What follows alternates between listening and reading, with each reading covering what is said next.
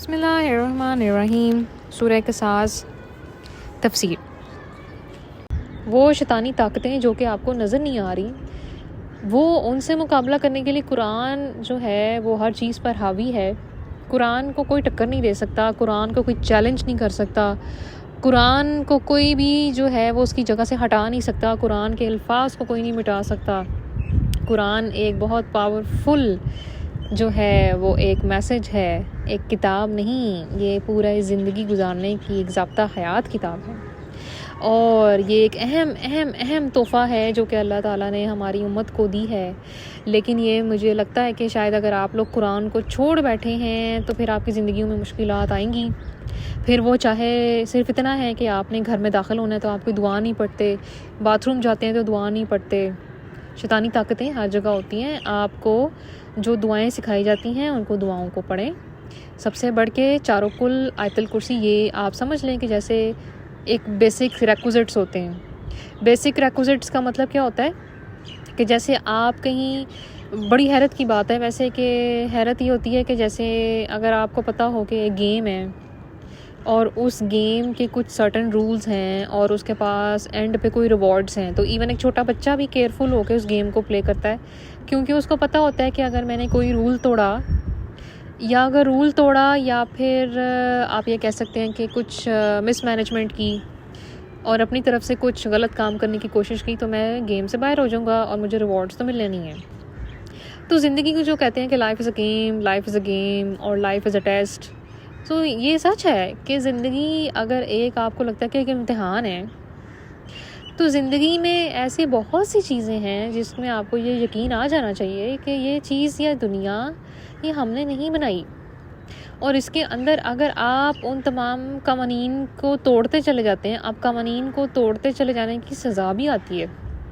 کالا جادو ہے، جھوٹ ہے، منافقت ہے، یہ سب کچھ کسی کے شریف اور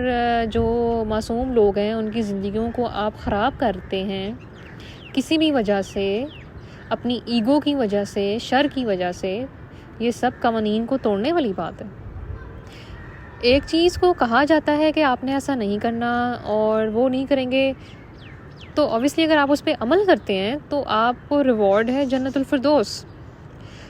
جنت کو حاصل کرنے کے لیے اللہ تعالیٰ نے، یہ کوئی مذاق نہیں ہے زندگی کہ آپ اس میں شیطانی طاقتوں کا ساتھ لے کے یہ سمجھیں کہ ہمارا کاروبار جو ہے وہ کامیاب ہو جائے گا۔ شیطانی طاقتوں کا ساتھ لے کے آپ یہ سمجھیں کہ ہم کسی کی زندگی میں زبردست جو ہے وہ تباہی مچائیں گے تو ہمیں اللہ تعالیٰ معاف کر دے گا۔ آپ نے اس چیز کو حاصل کرنے کے لیے بھی تو ان شیطانی طاقتوں کا ساتھ چھوڑنا ہے اور ان کو پرے کرنا ہے۔ اگر آپ یہ سمجھتے ہیں کہ آپ اپنی زندگی میں جیسے کوئی رشوت لیتا ہے تو رشوت لے کے وہی مال رشوت والا وہ ڈبل ٹرپل کر کے اپیرنٹلی جو کہ اس کو لگتا ہے کہ اس کو بڑے پھل لگ رہے ہیں، وہ پھلوں میں زہر ہے۔ وہی زہر جب آپ اپنے بچوں کو کھلاتے ہیں اور کئی سال، اب آپ کو پتہ ہے کہ جیسے ہم صدقے کی بات کرتے ہیں تو صدقہ جو ہے وہ بالکل ایسی ایکٹ کرتا ہے کہ جیسے آپ کے پاس ایک رائی کا دانہ ہے اور اس ایک رائی کے دانے میں کئی زیادہ اس کی برانچز نکلتی ہیں، اور کئی برانچز جب نکلتی ہیں تو وہی چیز آپ کو کہتے ہیں کہ یعنی آپ صدقے کی طرف تو بہت زیادہ جو ایسے لوگ ہیں جو کہ نیگیٹو طاقتوں کا ساتھ لینا پسند کرتے ہیں، وہ اس چیز کو بڑا اپنے لیے بینیفیشل سمجھتے ہیں کہ ادھر رشوت لے لو اور ادھر مال بڑھا لو اور ادھر جو ہے وہ صدقہ بھی کر دو، خیرات بھی کر دو اسی مال سے۔ تو یہ آپ کیا کر رہے ہیں؟ یہ آپ بہت ڈینجرس ڈیبٹ کریڈٹ کر رہے ہیں جس میں آپ کا بیلنس بالکل نل رہ جانا ہے، آپ خالی ہاتھ رہ جائیں گے۔ یعنی آپ کو ایک چیز سمجھائی گئی ہے کہ آپ خود سمجھیں کہ بچے جو بہت چھوٹے ہوتے ہیں تو ان کو بتایا جاتا ہے کہ فلاں اسٹرینجر ہے وہ غلط ہے، اس سے نہیں ملنا،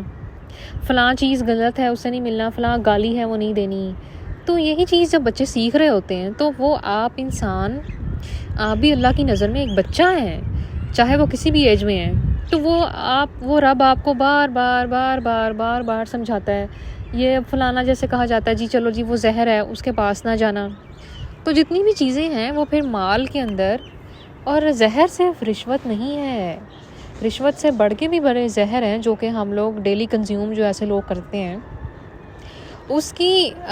بعد اس طرح کی جو آپ کی لائف میں چینجز آتے ہیں وہ انتہائی خوفناک ہوتے ہیں۔ آپ کبھی کسی بھی ایسے فیملی کو دیکھ لیں کہ جو کہ آپ کے 4 فادرس میں سے ہے اور انہوں نے کسی جاب پہ، ضروری نہیں ہے کہ یہ گورنمنٹ سیکٹر میں ہو، رشوت ہر سیکٹر میں ہے. رشوت تو پرائیویٹ سیکٹر میں بھی لوگ لیتے ہیں، کہ جیسے اگر کوئی آپ کو لگتا ہے کہ ٹیچرز ہیں وہ بچوں کو اگر اپنی تنخواہ میں صحیح علم نہیں دے رہے تو وہ اپنی ذات پہ بھی ظلم کر رہے ہیں اور بچوں پہ بھی ظلم کر رہے ہیں، اور وہ حرام لے کے گھر جا رہے ہیں اگر وہ انٹائرلی اپنا نالج انٹینشنلی چھپاتے ہیں اور بچوں کو نہیں صحیح گائیڈ کر رہے ہیں.